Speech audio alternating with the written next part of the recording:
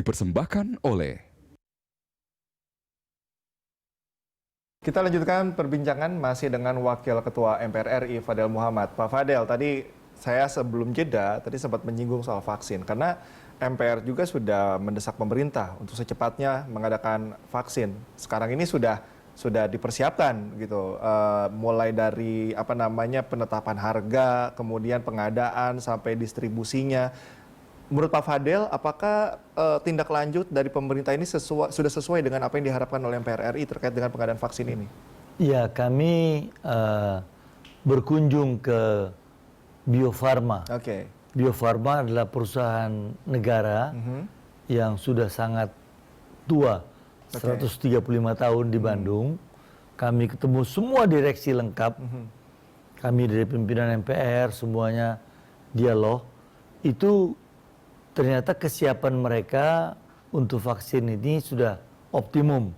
Dalam pengertian bahwa November ini bahan baku sudah ada, bekerjasama dengan Sinovac dari China, dan bekerja dengan Abu Dhabi, sebuah negara di UAE. Dan sekarang mereka mencoba mendapatkan dari tempat yang lain, dari Inggris. Tapi yang kami lihat yang paling siap ini adalah dari kerjasama dengan China. Ya? Kita tanya, kenapa kalian pilih China?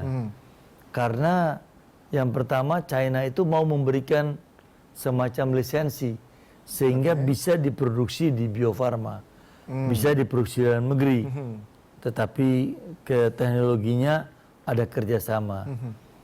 Yang kami khawatirkan cuma satu, bagaimana nanti pelaksanaannya. Ini kan sampai ke desa-desa, sampai ke bawah. Dan kalau itu terjadi, ada mandek kan nanti panjang sekali. Sedangkan imunisasi cacar, imunisasi yang lain juga banyak hambatannya. Maka kami minta agar ini diprioritaskan, diberikan perhatian. Apalagi nanti vaksin ada tingkat freeze-nya, dinginnya bagaimana, ini bagaimana. Nah, mereka menjelaskan bahwa mereka sudah menyiapkan sampai ke tingkat desa-desa, sampai ke tingkat bawah lah. Tapi ya itu yang menurut kami adalah titik rawannya.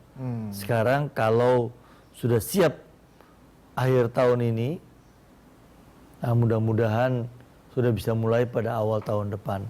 Kemarin, karena sebelum wawancara dengan Berita Satu, saya lihat ada pertanyaan mengenai ini, saya telepon ke saudara Dirut. Dirut Bio Farma, bagaimana kesiapannya?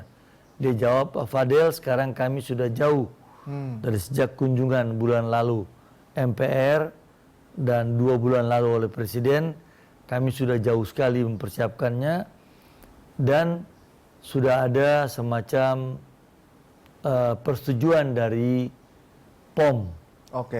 Karena tanpa ada izin dari POM tidak boleh untuk mereka bikin itu. Saya tanya kenapa? Karena hasil tes uji klinis tahap ketiga ini dianggap berhasil. 1.600 orang bekerjasama dengan Fakultas Kedokteran Universitas Pajajaran itu menghasilkan sangat baik. Jadi tidak ada gejala-gejala yang berbahaya atau negatif dari orang-orang yang dites. Kita percaya bahwa pengadaan vaksin ini bukan pertama kali di Indonesia. Tenaga-tenaga ahlinya mungkin sudah mengerti. Nah, tapi kan ini berbeda.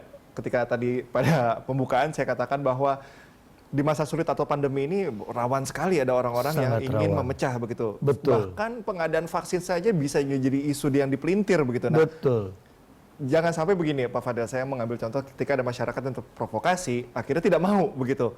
Tidak mau divaksin karena termakan isu-isu tadi. Anda punya seperti himbauan lah kepada masyarakat untuk percaya deh gitu dengan apa yang sudah dilakukan bahwa ini memang terbaik dalam menanggulangi masalah pandemi ini, Pak Fadel. Ya, kan pada akhirnya kita Indonesia ini kan rakyat itu paternalistik, artinya mengikuti pimpinannya.